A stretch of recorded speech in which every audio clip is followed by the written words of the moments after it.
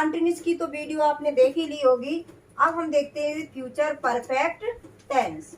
Future perfect tense का affirmative sentence हम कैसे बनाते हैं वो सबसे पहले देखते हैं। तो सबसे पहले हम इसकी देखेंगे परिभाषा कि इसकी परिभाषा क्या होती है बच्चों। परिभाषा देखते हैं, जब भविष्य काल में किसी निश्चित समय तक कार्य की पूर्णता का बोध हो, मतलब जो कोई कार्य हमारा निश्चित समय में होता है उसकी पूर्णता का बोध हो तो उसे फ्यूचर परफेक्ट टेंस कहते हैं। ये रखना आपको ध्यान। उसके बाद आता है हमारा पहचान। क्या आती है? पहचान।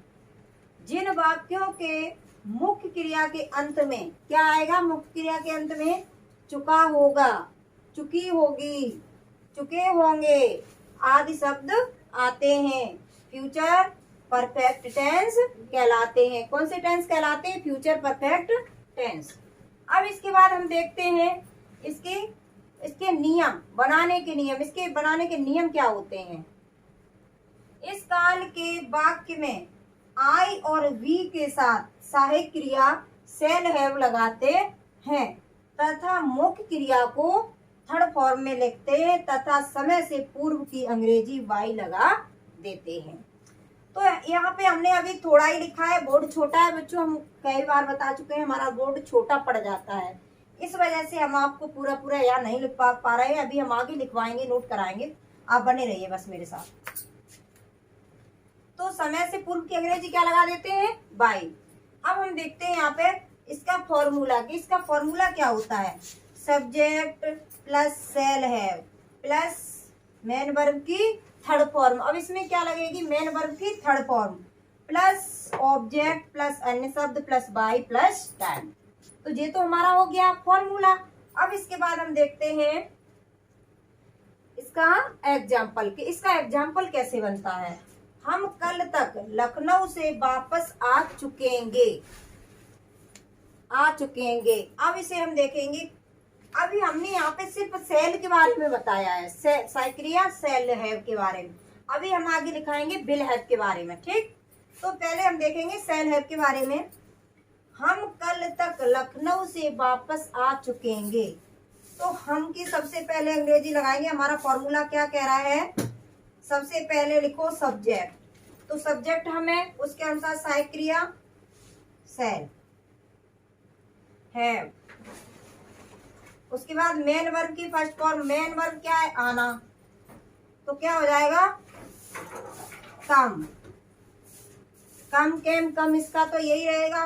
तो देखो इसके बाद I we shall have come back, वापस है ना, कम बैक। कहाँ से वापस हो रहे?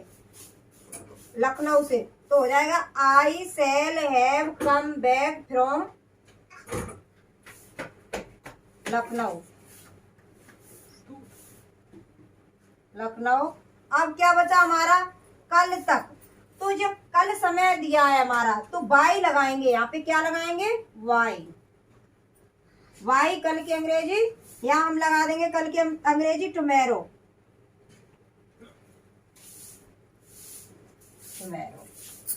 ठीक, इस तरीके से हमारा ये वाक्य बनेगा। तो वाक्य समझ में आया कि नहीं आया? कोई दिक्कत हो रही? तो भाई इसमें कोई दिक्कत नहीं है, बस थोड़ा समझना है। यहाँ जो हमारा कल जो दिया है वो समय ही तो दिया है। जब समय दिया होगा तो हम बाई लगा के टुमेरो लगा देंगे, ठीक। कल की अंग्रेजी कल की अंग्रेजी हम लगा देंगे इसमें टुमेरो। तो देखो बच्चों, ये इसका है सेकंड रूल, ठीक। सेकंड रूल देखते हैं। ही सी इट यू दे, एक वचन तथा बहुवचन सभी कर्ताओं के साथ सहायक क्रिया विल हैव का प्रयोग करते हैं। अभी मैंने आगे बताया आपको कि केवल क्या सेल का प्रयोग बताया था, अब हम विल का भी प्रयोग बता रहे हैं। इस वजह से मैंने अलग अलग नोट करके समझाया है जिससे आप कंफ्यूज ना हो। उसके बाद हमारा आता है formula. Subject plus will have plus main verb की third form plus object plus अन्य शब्द प्लस बाई प्लस टाइम। अब हम इसका देखते हैं एग्जाम्पल की इसका एग्जाम्पल कैसे बनता है। तुम 1 जुलाई तक प्रवेश ले चुके चुके होगे। तो अब तुम 1 जुलाई तक प्रवेश ले चुके होगे। अब इसको हम देखेंगे, सबसे पहले तुम की अंग्रेजी यू, फिर क्या लगाएंगे विल, फिर हैव, यू विल हैव। अब प्रवेश ले चुके होंगे, लेना की take, take take take take take the admission. क्या ले रहे हैं? एडमिशन। एडमिशन। अब यहाँ देखना है समय क्या है, 1 जुलाई से। तो 1 जुलाई जो हमारा है समय, तो 1 जुलाई हमारा है समय बाई पहले 1 जुलाई। क्या करेंगे? 1 जुलाई। इस तरीके से हमारा वाक्य बनेगा। ठीक है बच्चों, इसमें भी कोई दिक्कत हो तो पूछ लेना आप। तो बच्चों अब हम देखते हैं इसका, अभी मैंने अफर्मेटिव में ही समझा रहे हैं आपको। अब इसको हम नोट करके हम थोड़ा समझा रहे हैं, जिसमें 2 उपवाक्य दिए होते हैं उसमें कंफ्यूज हो जाते हो, तो इसको हम कैसे बनाएं तो वो आप देख लीजिएगा। जैसे इस प्रकार के वाक्यों में 2 उपवाक्य हो तो वो होते हैं जो विकोर से जुड़े होते हैं। जैसे इस प्रकार के वाक्य में 2 उपवाक्य हों तो उसे पहले तथा फ्यूचर परफेक्ट टेंस में अनुवाद करते हैं। किसमें अनुवाद करते हैं? फ्यूचर परफेक्ट टेंस में, पहले वाक्य को जो पहले काम हो रहा हो, तथा दूसरे उपवाक्य को फ्यूचर इंडेफिनिट टेंस में अनुवाद करते हैं। अगर आपको हम साइक्रियाएं बताएं तो इतनी जल्दी कैच नहीं करोगे, और हम सीधा आप बता दे रहे हैं इसको बनाना है लास्ट वाले को, जो तुम्हारा काम पहले होता है उसको हम बनाएंगे फ्यूचर परफेक्ट टेंस में, और जो कार्य हमारा बाद में होता है उसे हम बनाएंगे फ्यूचर इंडेफिनिट में। ये ध्यान रखो, सीधी सी बात। अगर हम आपको बताएं कि इसमें साइक्रिया सेल हैव लगेगी, विल हैव लगेगी, तो समझोगे नहीं। तो सीधा यहाँ से समझ जाओ कि उसमें आपको वैसे भी पता होगा कि परफेक्ट में क्या साइक्रिया लगती है, जब हम आगे बता ही रहे हैं आपको। होगा नहीं, पता चल जाएगा। हम यहाँ बता रहे हैं तो पता चल जाना चाहिए कि क्या लगेगी साइक्रिया। ठीक, तो देखो हमने सीधा सीधा समझाया। पहले वाक्य को करेंगे फ्यूचर परफेक्ट में और सेकंड वाले करेंगे फ्यूचर इंडेफिनिट में। वो देखें कैसे बनाएंगे। अब इसमें हमने फॉर्मूले में भी सीधा लिखा दिया है फ्यूचर परफेक्ट टेंस और फ्यूचर इंडेफिनिट टेंस। बच्चों इस तरीके से आपको कोई नहीं समझाएगा जिस तरीके से हम समझा रहे हैं, बिल्कुल इस तरीके से समझाते जिससे आपके दिमाग में घुस जाए। ठीक, देखो अब आपके सामने एक एग्जाम्पल मैंने रखा है। सूरज निकलने से पूर्व हम यात्रा शुरू कर चुकेंगे। तो अब इसमें बताओ आप कौन सा कार्य पहले हो रहा है? समझ में आ रहा? पहले तो हम वाक्य को पढ़ने में ही समझ जाए कि हमारा पहला कार्य कौन सा हो रहा है। देखो, सूरज निकलने से पूर्व हम यात्रा शुरू कर चुकेंगे। तो हम यात्रा शुरू कर चुकेंगे, ये कार्य हमारा पहले हो रहा है, क्योंकि सूर्य बाद में निकलेगा। हम यात्रा पहले कर चुकेंगे। तो देखो हम यात्रा शुरू कर चुकेंगे, हम इसको बनाएंगे सबसे पहले। अब इस वाले टेंस को बनाना है फ्यूचर, इसको किसमें बनाना है? फ्यूचर परफेक्ट में बनाना है, और इसे बनाना है फ्यूचर इंडेफिनिट में। ये समझना है आपको। ठीक, अब ये हमारा पहले कार्य हो रहा है तो सबसे वाक्य हमारा दे रहा है, जैसे इसमें तो वही, जब हम सीधा सीधा जब वाक्य बनाते हैं तो यहाँ से शुरू करते हैं, लेकिन इस वाक्य को पहले समझना है कौन सा कार्य हमारा पहले हो रहा है, कौन सा बाद में हो रहा है। ठीक, अब ये हमारा कार्य पहले हो रहा है तो हम इसको पहले लिखेंगे। तो क्या करेंगे, इसको देखो, हम यात्रा शुरू कर चुकेंगे, इसको हम बनाएंगे सबसे पहले। तो हम की अंग्रेजी वी। अब बी के साथ आपको पता है कि साइक्रिया क्या लगानी है, बी सेल हैव। आप देखेंगे मेन वर्ब हमारी क्या है? शुरू करना। तो शुरू, यात्रा शुरू करना, विल। देखो बी सेल हैव स्टार्टेड। ठीक, स्टार्टेड। उसके बाद हो जाएगा क्या शुरू कर रहा है? यात्रा, जर्नी।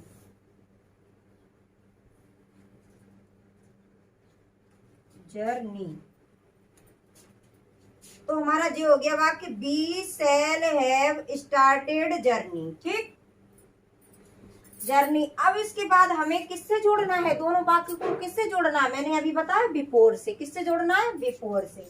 तो अब हम इसको जब दूसरा वाला वाक्य बनाएंगे तो इसको हम पहले जोड़ेंगे बिफोर से। अब सूरज निकलने से पूर्व, अब इसको हम बनाएंगे फ्यूचर इंडेफिनिट में। जब हम फ्यूचर इंडेफिनिट में बनाते हैं तो परफेक्ट में तो मुख्य क्रिया की थर्ड फॉर्म लगती है और फ्यूचर इंडेफिनिट में तो मुख्य क्रिया की फर्स्ट फॉर्म लगती है। ठीक, तो अब देखिए हम कैसे बनाएंगे। सूरज निकलने से पूर्व तो क्या हो जाएगा, द सन राइजेस।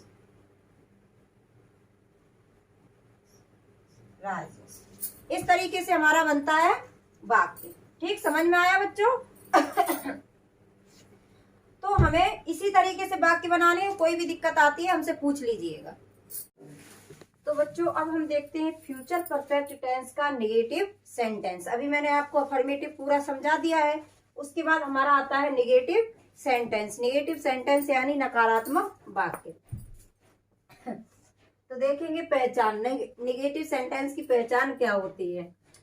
जब इस काल के वाक्य नकारात्मक हो तो कर्ता के अनुसार विल या शैल लगाने के पश्चात नॉट लगा कर हैव लगा देते हैं तथा मुख्य क्रिया को थर्ड फॉर्म में लिखते हैं। ठीक है बच्चों, तथा मुख्य क्रिया को किस में लिखते हैं, थर्ड फॉर्म में। तो क्या करना है, अब आपको जैसे अभी सेल हैव और विल हैव लगाते थे, उसके बाद क्या करना है, विल या सेल लगाने के बाद हम पहले लगाएंगे नॉट, फिर लगाएंगे हैव।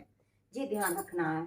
उसके बाद देखो फॉर्मूला हमने क्या समझाया आपको, सब्जेक्ट क्या है जी हमारा, सब्जेक्ट प्लस विल या shall plus not plus have plus main verb की third form plus object plus अन्य शब्द। अब देखते हैं इसका एग्जाम्पल कि हमारा एग्जाम्पल कैसे बनेगा इसका। तुम कल तक स्कूल नहीं जा चुके होगे। अब कल तक ये समय दिया है हमारा, तो इसे हम देखो कैसे बनाएंगे। नहीं जा चुके होंगे, अब इसमें अभी साधारण वाक्य थे, अब इसमें नहीं भी बढ़ गया है, तो नहीं कैसे हम लगाएंगे, यू सबसे पहले सब्जेक्ट यू, उसके बाद यू के साथ सहायक क्रिया हमारी लगेगी विल। अब यहाँ विल के ही बाद हमें नॉट लगा देना है, फिर हैव, मेन वर्ब की थर्ड फॉर्म जाना कि गो, गो की third form gone, to school, कहाँ जा रहे, स्कूल जा रहे ना, स्कूल। अब कल तक जो समय दिया है उसमें हम क्या लगा देंगे, बाय, और कल की अंग्रेजी टुमेरो, टुमेरो। ठीक, इस तरीके से हमारा वाक्य बन गया। अब हम आगे देखते हैं इसका सेकंड एग्जांपल। मेरे खाना खाने से पहले, मेरे खाना खाने से पहले तो हमने यहाँ लिखा ही नहीं है, पहले और लिखना है। पहले पिताजी नहीं जा चुके होंगे। मेरे खाना खाने से पहले पिताजी नहीं जा चुके होंगे, तो पिताजी नहीं जा चुके होंगे इसको हमें बनाना है सबसे पहले। देखिए सबसे पहले हम इसे कैसे बनाएंगे, द फादर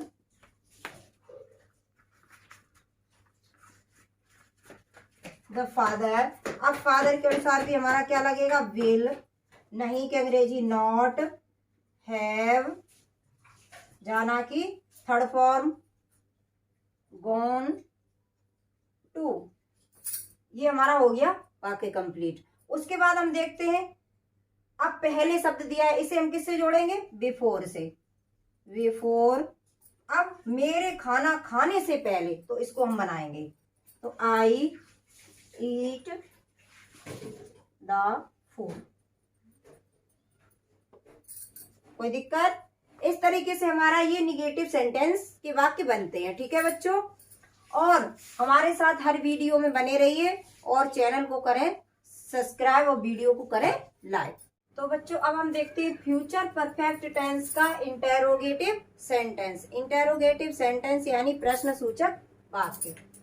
कि प्रश्न सूचक वाक्य हम इस प्रकार के कैसे बनाते हैं। देखो पहचान सबसे पहले, जब इस प्रकार के वाक्य प्रश्न सूचक हों और क्या शब्द सबसे पहले दिया हो तो कर्ता के अनुसार सहायक क्रिया विल या शैल सबसे पहले लगाते हैं तथा कर्ता लिखकर हैव लिख देते हैं।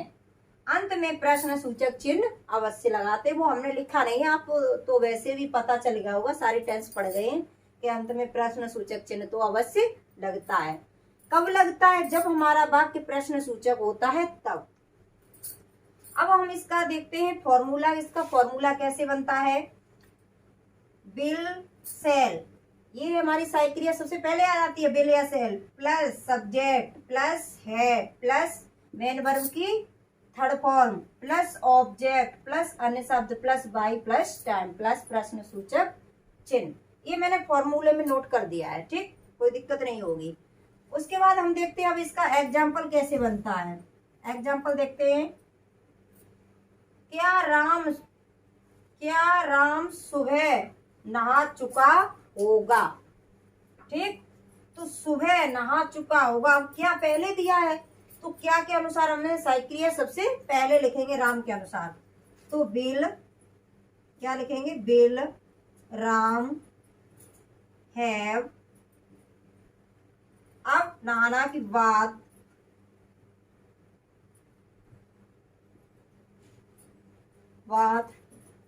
अब यहाँ पे सुबह जो हमारा टाइम दिया है सुबह, तो क्या करेंगे? Bye morning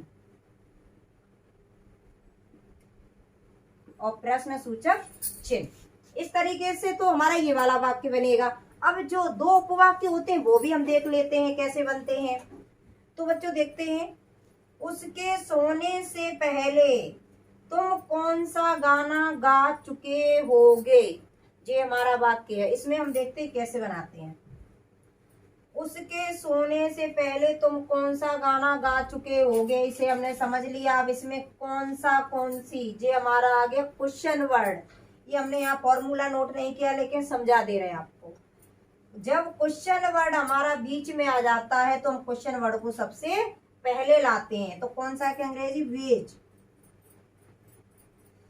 which.